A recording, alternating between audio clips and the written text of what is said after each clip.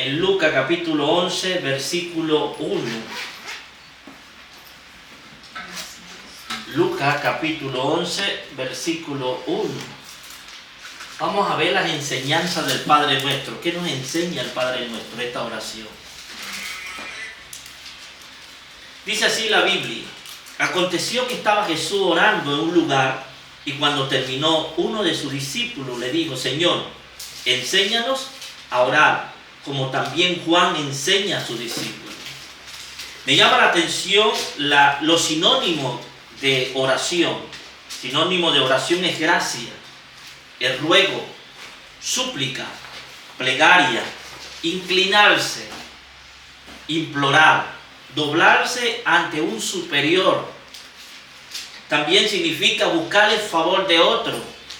Significa también buscar gracia y misericordia.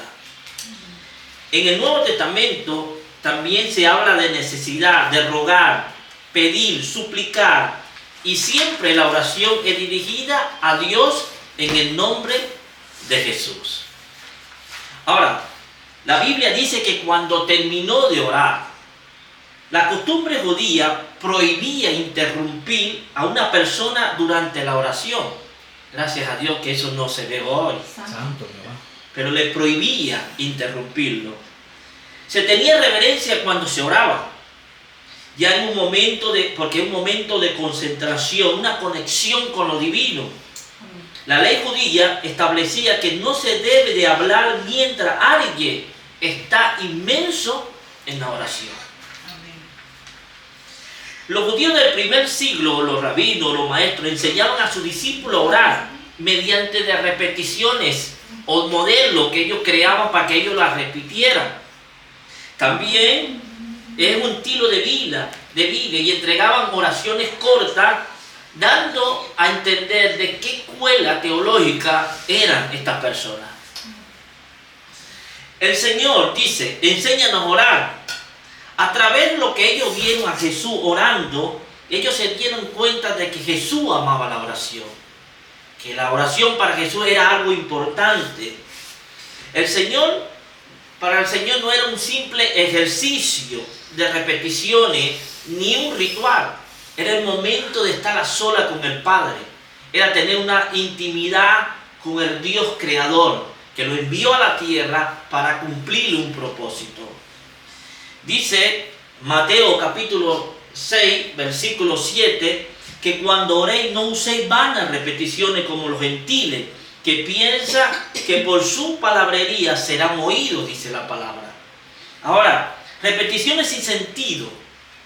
La oración no debe ser simples frases recitadas. De igual modo, nuestras palabras no deben de ser repetidas de manera que no tienen sentido.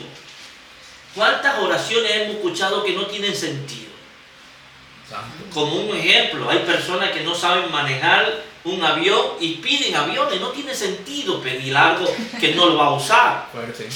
Como si fuera una fórmula automática que algo va a pasar en nuestras vidas. Hay personas que creen que están orando y van a mover a Dios del trono para que Dios cumpla sus caprichos. Entonces, el Señor no quiso decir que no fuéramos como los gentiles que repiten. Debemos de observar algo. El Señor no prohíbe las repeticiones. Más bien el uso de la vana palabrería. El uso de oraciones que no tienen sentido. Ponemos un ejemplo. En el tiempo de Elías con los Baales. ¿Qué hacían los Baales? De la mañana a la tarde. Responde a la oración. Responde a la oración. Responde a la oración. Pero eso no sucedió. Aquí vemos 4 cosas importantes. La primera, que los Baal le pidieron a un Dios que respondiera, pero no sucedió nada. Y algo que debemos de entender: ¿a quién le estaba orando los profetas? A una deidad que no tiene poder. Mientras que Elías, cuando entró en oración, entró en sacrificio y reverencia ante Dios. No le ordenó a Dios nada, sino hizo sacrificio y entró en la presencia de Dios con reverencia y respeto. Hoy muy pocas personas entran con reverencia a la presencia de Dios. Ellos creen que Dios es su amuleto de la suerte, su varita mágica para hacer lo que ellos quieren que haga. Segundo, Elías reconoció a Jehová como el único Dios. Él sabía a quién le estaba orando. Ahora la pregunta es, ¿nosotros sabemos a quién le estamos orando? Elías no dijo, yo declaro o desato. Dijo esta palabra, responde Jehová, responde, para que conozca este pueblo que tú, Jehová, eres Dios. Elías no clamó para que vieran que tenía poder. Elías clamó para que el pueblo viera que Jehová tiene el poder y el control de todas las cosas. Elías oró para que Dios sea glorificado. Elías no oró para que él sea reconocido como profeta. Elías sabía quién era su Dios. Entonces, cuando vamos a Mateo 6, 9, dice la palabra, no hagáis pues semejante a ellos, porque vuestros padres saben de qué cosas tenéis necesidad antes que vosotros pedid. ¿Y por qué nosotros nos cansamos de pedir las mismas cosas? Santo. Y si Dios conoce nuestras necesidades.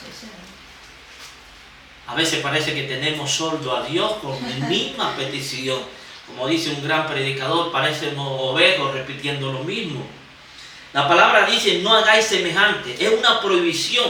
Los paganos creen que usar tantas repeticiones va a influir en su Dios que nos responde. Nuestro Dios se agrada que nosotros acudamos a Él. Por fe, a través del nombre de Jesucristo. El creyente debe de acudir a Dios no para informarle ni ordenarle nada, sino para rendirse delante de su presencia, para adorarle y bendecir. Nuestro Padre es omnisciente. Él conoce toda nuestra necesidad. Antes que nosotros pidamos, Él sabe que necesitamos. Él nos conoce. Él conoce hasta cuántos cabellos tenemos en nuestra cabeza. Amén. Dios conoce nuestras vidas, conoce nuestro corazón. Él conoce aún lo que nosotros vamos a pedir antes de pensarlo. Nuestro Señor Jesucristo nos enseñó un modelo de oración para que nosotros pudiéramos hacer de una manera efectiva y no como lo que pasó con el fariseo y el publicano. ¿Cómo oraba el fariseo? Señor, yo diezmo. Señor, yo ofrendo. Señor, no soy como este pecador. Míralo cómo está. ¿Y cómo oraba el publicano? Señor, por mi culpa he fallado. Dice Jesús, ¿a quién escuchó Dios? Porque el hombre estaba orando para que lo vieran, pero el otro estaba orando para arrepentimiento, porque sabía que había fallado.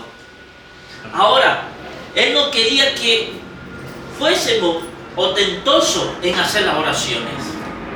Decía un gran predicador que cuando una persona sube al púlpito y ora 3 horas, él no ora en su casa, decía el predicador. Santo. Porque como oraba tan largo para que lo viera. Oh. Fuerte. Ahora no debemos ser ostentosos. Él quería que nosotros tengamos una comunión con el Padre como Él la tenía. Él dio ejemplo. Así que ahora nosotros vamos a ver cómo ora Jesús. La parte que está compuesta el Padre Nuestro. Vosotros cuando oréis, Padre Nuestro que estás en los cielos, santificado sea tu nombre. La oración del Padre Nuestro es un modelo, no un ritual. Hay personas, la mayoría de personas lo agarran como un ritual, pero es un modelo de oración. Es notable por su brevedad y sencillez. Las 6 peticiones que tiene el Padre Nuestro, 3 están relacionadas con Dios y 3 con nosotros, con la necesidad humana. Veamos las 3 que están relacionadas con Dios. Padre Nuestro que estás en los cielos, santificado sea tu nombre. La pregunta es, ¿sabemos a quién le estamos orando? Santo. ¿Sabemos dónde está Dios? La palabra padre en un sentido biológico es uno que tiene la genética que tiene la potestad de cuidar, criar y educar a sus hijos, velar por sus hijos.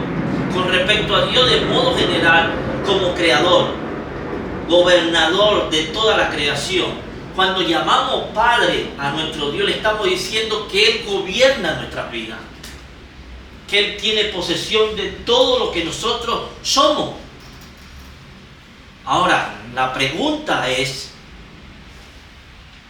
¿verdaderamente estamos dejando que Dios gobierne nuestras vidas?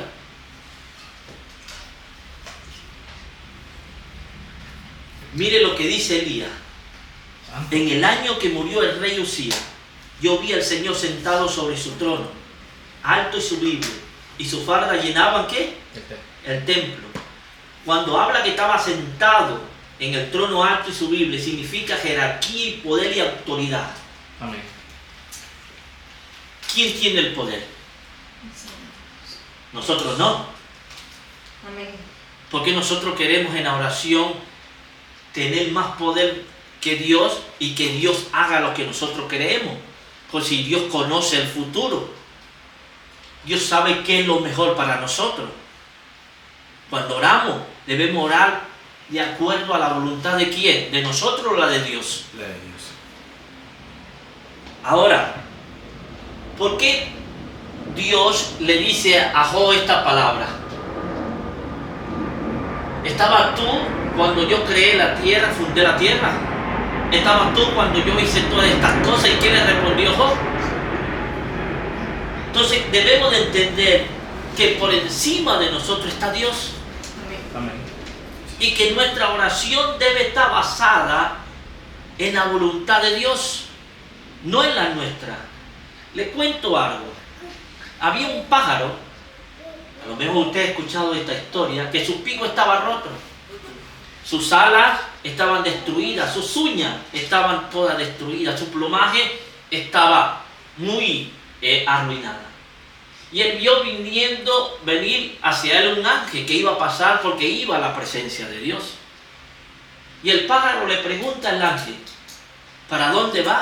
Voy a reunirme con Dios. Y este pájaro le dice al ángel, pregúntale a Dios, ¿hasta cuándo será mi desgracia? Santo. ¿Hasta cuándo tendré que sufrir? Y el ángel estuvo con Dios y al terminar la reunión, el ángel le dijo, Dios, me disculpa. Vi al pájaro en un mal estado y me pregunta, ¿hasta cuándo será su desgracia? Santo. Y Dios le contesta, su desgracia nunca va a desaparecer. Santo. Vivirá así hasta su muerte. Y cuando vení, pero Dios le dijo, pero dile al pájaro que toda la mañana le dé gracia a Dios, que me dé gracia a mí. Fuerte. Y cuando vio el pájaro venir al ángel, le preguntó el pájaro, ¿y qué te dijo Dios? Que nunca va a desaparecer tu desgracia, pero que siempre le dé gracia a él. El pájaro se fue triste, pero toda la mañana se levantaba el pájaro y miraba al cielo y decía, gracias Dios, gracias Dios. Santo. Pasó el tiempo, el ángel nuevamente a reunirse con Dios, pero vio el pájaro diferente, pico nuevo, pluma, un plumaje hermoso, ya podía volar, tenía sus uñas restauradas. Y el ángel le pregunta a Dios, pero si tú dijiste que su desgracia no iba a desaparecer. Santo. Y Dios le dijo, sí es verdad, su desgracia no iba a desaparecer, pero su gratitud siempre estará en su vida. Cuando Él me dé gracia a mí, yo seré agradecido y misericordioso con Él. A veces nuestros problemas nos agobian y nos olvidamos de darle gracias a Dios. A veces nuestras dificultades nos encierran y nos olvidamos de orar y empezamos a pedir para que desaparezca. Pero gracias a Dios que cada agobio y tribulación nos hace más fuerte, nos da más sabiduría para poder enfrentar lo que va a continuar en nuestras vidas. Entonces, la Biblia dice que había serafines y cada uno tenía 6 alas. 2 cubrían su rostro y 2 cubrían sus pies, dice Isaías, la visión que tuvo Isaías. Serafines eran criaturas angelicales, 6 alas, 2 cubrían su rostro porque no se atrevía a ver la gloria de Dios. Y porque nosotros queremos entrar en la presencia de Dios como si fuera nuestra casa. Ya no hay reverencia cuando oramos. Santo. y con no cubrían sus pies. Esto significa que ellos sabían que era de una categoría inferior a Dios. Si este ángel que estaba con él le servía las 24 horas, ¿por qué nosotros queremos entrar a la presencia de Dios como si fuera nuestra casa? Santo. Nosotros tenemos que entrar al lugar santísimo limpio a través de la sangre de Cristo. Dice la Biblia que los quinceales del templo temblaron. Isaías vio y dijo: soy hombre muerto, inmundo, que ha visto a Dios. Mire la reverencia que tenía Isaías. Mire el temor que tenía Isaías. Pero para tener este temor debemos de entender algo, que debemos de tener un encuentro con Dios. Y la oración no es para cambiar a Dios, para cambiar nuestras vidas. Para que nuestra vida sea una vida que le agrade a Dios. Cuando hablamos de Isaías, que se estremeció la casa y el humo, estamos hablando de la santidad de Dios, del Shekinah de Dios. Santidad significa separado para cumplir el propósito de Dios. No nuestro propósito, sino el propósito por lo cual Dios nos llamó, nos sacó de las tinieblas y nos puso ¿en qué? En su luz admirable. Shekinah no es un vocablo que está en la Biblia hebrea, fue usado por los judaísmos en el segundo templo y tomado por los cristianos para expresar que la majestad visible y la presencia divina que desciende para habitar entre los hombres. Hoy la Biblia nos enseña que nosotros somos templo y morada del Espíritu Santo. ¿Y cómo está nuestro templo? Si el Espíritu Santo es Dios, nuestro templo debe estar limpio para que la presencia del Espíritu Santo empiece a fluir. Santificado sea tu nombre. Significa que debemos de adorarle. La adoración es postrarse. Y postrarse significa rendirse y dar homenaje al que vive por los siglos de los siglos. No importa la situación que esté pasando el ser humano, lo importante es adorar a Dios, porque en medio de la oración veremos el poder de Dios. Venga tu reino, junto con dos peticiones que son: santificado sea tu nombre y hágase tu voluntad. Debemos de comprender esta frase como en el cielo, así también en la tierra. Jesús instruyó a sus discípulos para establecer el reino en la tierra. Sin duda Daniel habló de este reino que no será destruido jamás. Pero note algo. Jesús, cuando comenzó el ministerio, dijo: el reino de los cielos se ha acercado. Y en la oración dijo: venga tu reino. Quiere decir que el reino no se había establecido en la tierra. Ahora, ¿cómo establecemos el reino de Dios en la tierra y en los corazones del ser humano? ¿Cómo? Haciendo su voluntad. Hágase tu voluntad en el cielo como en la tierra. Debemos de preocuparnos por lo que le preocupa a Dios y obedecer lo que Dios nos está mandando. Nuestras oraciones deben estar centradas en la voluntad de Dios, no en nuestra voluntad. Hoy la gente se va de las iglesias porque no se predica y se adora de Dios. Se adora más al hombre que a Dios. Debemos de orar por la propagación del Evangelio. Que el Evangelio llegue hasta lo último de la tierra. No debemos de usar las redes sociales como una excusa para acusar al ser humano, sino para predicar de Cristo. Debemos de orar por más misioneros en el mundo. Que el mundo sea lleno del poder y de la palabra de Dios. Debemos de orar para que los líderes que están dirigiendo a la iglesia hagan la voluntad de Dios. Olvidemos de señalar, sino de orar para que ellos cambien, para que Dios los redarguya, para que Dios los ubique nuevamente en el camino que Él los ha puesto. Debemos orar por nuestros hermanos de la fe. Debemos orar por nuestras naciones. Debemos orar por los países no alcanzados.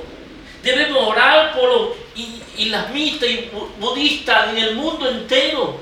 Debemos orar para que el mundo entero conozca al Señor. Ese es hacer la voluntad de Dios. No debo de orar para que la gente me mire, ni buscar riqueza económica. Debo de orar por la necesidad global. Y la necesidad global que el mundo debe de conocer a Dios. Por eso cuando dice la Biblia, venga tu reino, hágase tu voluntad. ¿Estamos haciendo la voluntad de Dios? ¿Dónde se basan nuestras oraciones? Se basa más en pedir para nosotros que pedir para los demás. Santo. Debemos orar por la salvación de nuestra familia, de nuestros amigos, de nuestros compañeros de trabajo. Debemos orar por la sanidad, por los perdidos. Ahora vienen las peticiones para nosotros. El pan nuestro de cada día, dándonos hoy. Debemos orar por nuestra verdadera necesidad. Hay personas que piden muchas cosas, cuando Dios se las da, se olvidan de ellas. Sí, Señor. Fuerte. Es igual que un evangelista le dice a un pastor, pastor, ore por mí, mira, soy predicador, mire cómo ando. Claro que voy a orar por ti. ¿Qué quiere? Un traje nuevo y un par de zapatos nuevos para seguir predicando. Y cuando este pastor se estaba arrodillando en la noche, Dios le dijo, ¿por qué oras? Para que este hombre pueda hacer suplir a su necesidad. Si tú tienes y no la usas, ¿por qué no se la da? Santo Jehová. A veces oramos así, por la necesidad de otro, y nosotros podemos suplir la necesidad del otro, porque tenemos cosas que no usamos. Y eso es orar por nuestra necesidad.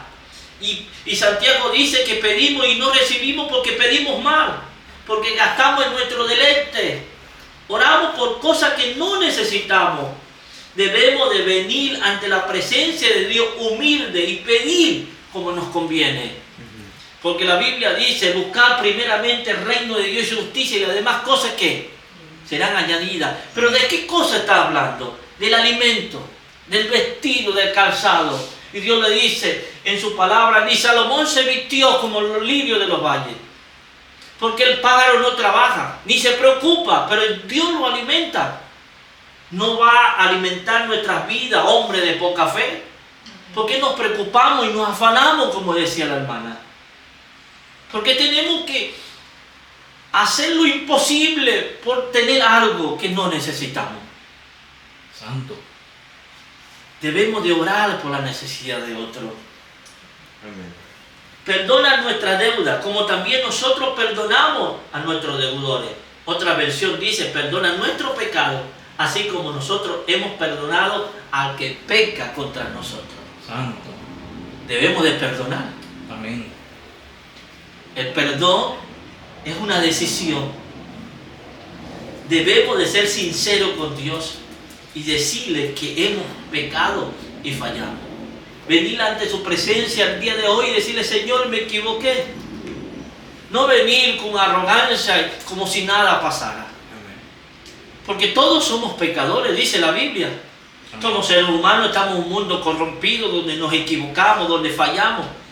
Y debemos de venir arrepentidos porque la sangre de Cristo nos limpia de todo pecado. Amén. A veces Amén. pecamos sin querer, pero pecamos. Santo. A veces le podemos dar una mala respuesta a una persona y la herimos. Estamos fallando. Sí, sí. A veces con la mirada podemos pecar. No somos santos. Estamos caminando a la perfección, pero nos falta mucho. O no, como me dijo un hermano, ya soy perfecto, pero yo te estoy viendo, los perfectos están en el cielo. Aquí en la tierra todos fallamos. Amén. Decirle como dijo Jesús, el que esté libre de pecado, que tire la primera piedra. Y yo creo que todos vamos a recibir piedra porque todos somos pecadores. Pero gracias a la sangre de Cristo, que nos limpia de todo pecado. Amén. Y una de las cosas que me llama la atención, no me meta en tentación, mas líbranos del mal. Lucas capítulo 22, versículo 40. Cuando llega a aquel lugar le digo, ora para que no entréis en tentación. ¿Qué es lo único que nos libra de la tentación? Orar. Orar. Si no oramos, Estamos propensos a ser tentados y vencidos por la tentación. Dios no tienta a nadie. Dice Santiago 1:13. Cuando alguno es tentado, no diga que es tentado de parte de Dios, porque Dios no puede ser tentado por el mal, ni tienta a nadie. Pero sí puede someter al ser humano a cierta prueba que lo pruebe a ver dónde está su verdadera fe. Si no, cuando esté en el cielo, hable con Job, con Pedro, que Jesús le dice a Pedro: el diablo me ha pedido para zarandearte, pero yo he rogado al Padre para que tu fe no mengue.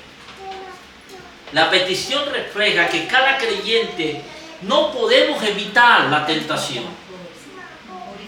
La tentación va a llegar, pero a través de la oración y nuestra comunión con Dios nos hará fuerte para vencerla. Jesús en el desierto fue tentado y estaba ayunando y estaba orando. Pero a través de esa lucha espiritual Jesús pudo vencer. Y me llama la atención algo que estuve leyendo y quiero compartir con ustedes. Bioesfera, eso fue un proyecto científico que se hizo en los Estados Unidos. Y quiero ponerle la foto para que vean esto. Bioesfera. En los años 90 un grupo de científicos creó un ambicioso experimento llamado Bioesfera 2 en el desierto de Arizona.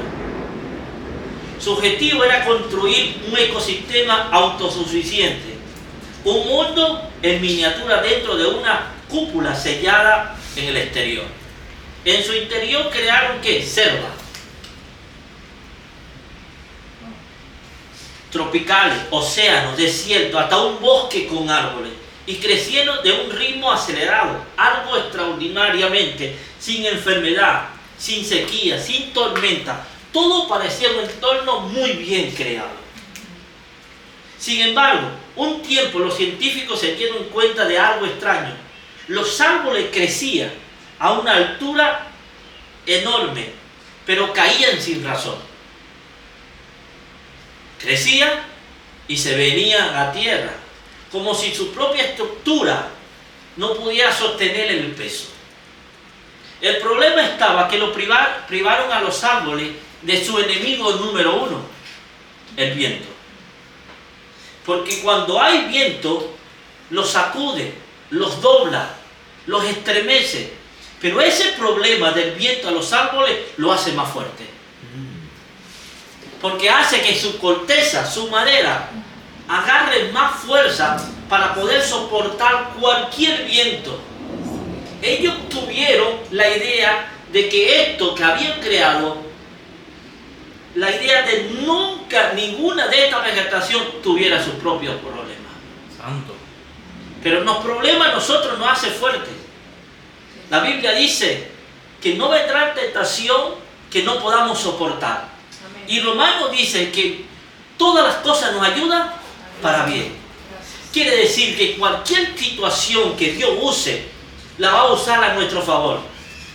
Por eso Él dijo que no nos meta en tentación más, líbranos del mal. Porque cada tentación te hará fuerte, te hará más inteligente, más sabio, y caminará más claro el camino que Dios te está mostrando. No podemos huir de la tentación, porque en Juan 17 Dios también oró para que no nos saque del mundo, un mundo corrompido, lleno de pecado. Mas Dios oró, Jesús oró para que nos libre del mal. Cada tentación te hará más fuerte, cada tribulación te hará más sabio. Por eso los problemas no los podemos huir ni rechazar, porque somos los hijos de Dios. Y para dar testimonio que Dios es real, hay cosas que van a venir, pero Dios siempre te dará la victoria. Somos más que vencedores, pero para ser más que vencedores, ¿qué tiene que suceder? O escondido vamos a ser más que vencedores. Que no nos pase nada, va a ser más que vencedores. Tiene que haber lucha para ser vencedor. Pero algo me llama la atención de Jesús. Jesús oraba cuando venía la tentación, cuando venían los problemas. No oraba por él, sino por el pueblo. Y nosotros cuando nos viene algo, nos desgastamos orando por lo mismo. Santo. Y nos olvidamos de la necesidad de los demás. Cuando una persona, un gran predicador está enfermo, todos se abocan a orar, que no está mal, está bien. Pero cuando un pastor no conocido está enfermo, no se hace la misma cadena de oración. Santo. Y si para Dios no hay excepción de personas, el mismo que no es conocido necesita de nuestras oraciones. Amén. Necesita también del ayuno que hacemos. Del hermano que no es conocido, que nadie lo saluda, también necesita de nuestras oraciones. También necesita que nosotros le demos privilegio de sentarse. También necesita que nosotros le ayudemos, lo bendigamos. También necesitamos cambiar nuestras oraciones. Las oraciones no se trata de mí. Las oraciones se trata de la necesidad y de la voluntad de Dios. La iglesia no existe para nosotros. La iglesia existe para suplir la necesidad del mundo que está en medio de las tinieblas. Jesús le estaba enseñando a sus discípulos que a quién le estaba orando. Por eso muchas personas piden mucho, pero no conocen a Dios. Santo, El Dios de Señor. los milagros. El Dios que hace su voluntad. El Dios que no necesita que lo controlemos. Santo. El Dios que necesita que le obedezcamos y hagamos su voluntad. Dios es santo y hay que tenerle temor, reverencia y respeto.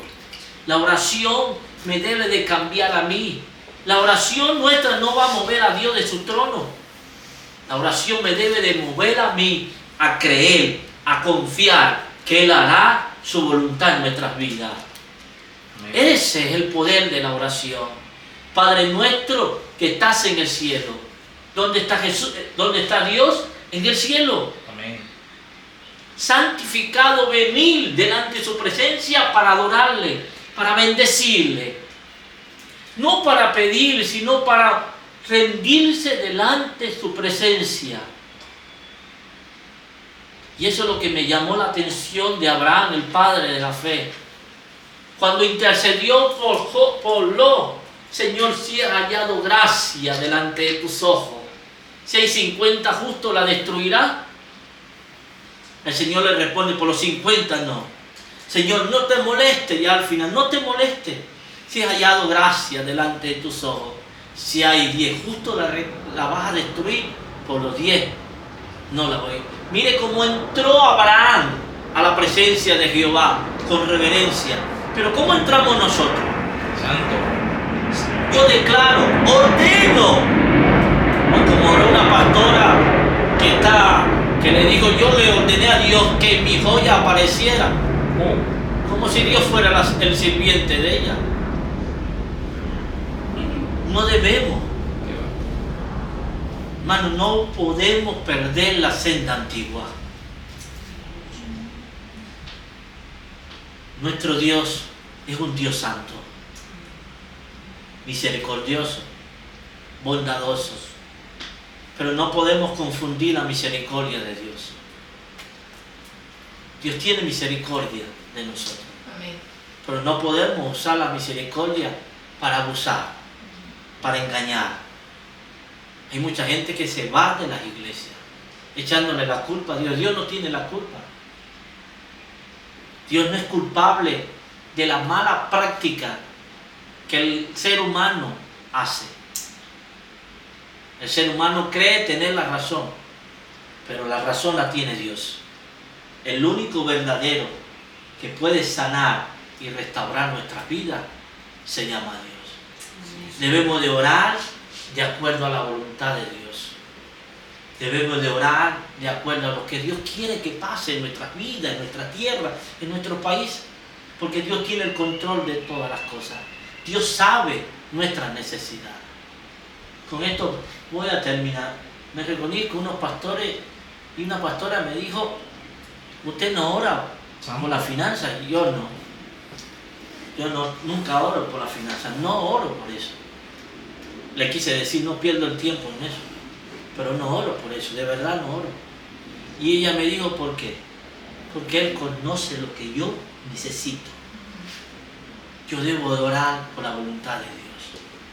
Debo de orar por los perdidos. Debo de hacer su voluntad. El dinero no es lo más importante para Dios. Lo más importante para Dios son los que se están yendo a una eternidad sin Él. Amén. Por eso la Biblia dice que Él es paciente con todos nosotros, no queriendo que nadie perezca, queriendo que todos sean salvos. Y algo que yo he entendido, no vamos a salvar al mundo completo, pero sí podemos salvar a personas, a muchas personas. Amén. Sí, sí. Que cuando estemos en el cielo, Dios nos mire, buen siervo fiel. En lo poco fuiste fiel, en lo mucho te pondré. ¿Cómo estamos orando? Debemos de cambiar nuestra oración. Alguien me dijo, debe de orar por un coche. No, ya hay un coche de fuego listo cuando Él venga a buscarlo. No, hermano, se debe orar por la necesidad que hay en esta tierra. Así que Dios te bendiga, que nos estás viendo en las redes sociales. Deben de entender algo. La oración no es un ritual, no es una varita mágica. Cada oración que nosotros debemos de hacer es orar de acuerdo a la voluntad de Dios, a lo que Dios quiere hacer. Sí, Señor. Dios quiere restaurar corazones. Dios quiere sanar vidas. Dios quiere unir a la familia. Y otra cosa que te digo, Dios no te pide dinero. Dios pide tu corazón. Dios pide tu vida y que tú seas restaurado. Y algo muy importante, el hombre te puede engañar, pero Dios nunca te va a engañar. El hombre puede ser infiel, pero Dios es fiel. Y nosotros no debemos de mirar al hombre, debemos de mirar al caballero que murió en la cruz del Calvario, que se llama Jesucristo. Porque el único que da vida eterna es Jesús. El único que perdona pecado es Jesús. El único que te limpia se llama Jesucristo. Por eso en esta hora te pido que no mires al hombre, no nos mires a nosotros porque nos equivocamos. Pero Él nunca se equivoca. Y Él sabe cómo te llama. Y Él conoce tu necesidad. Y Él quiere bendecir tu vida. Y la mejor bendición que nosotros podemos recibir es la vida eterna. Que nuestro nombre esté escrito en el libro de la vida. Esa es la gran bendición que Él quiere compartir con nosotros. Lo que tenemos en este mundo se va a quedar. Pero nosotros nos iremos con Él cuando Él así lo desee. Así que Dios te bendiga y Dios te guarde. Seguiremos orando. Vamos a ponernos de pie y vamos a orar.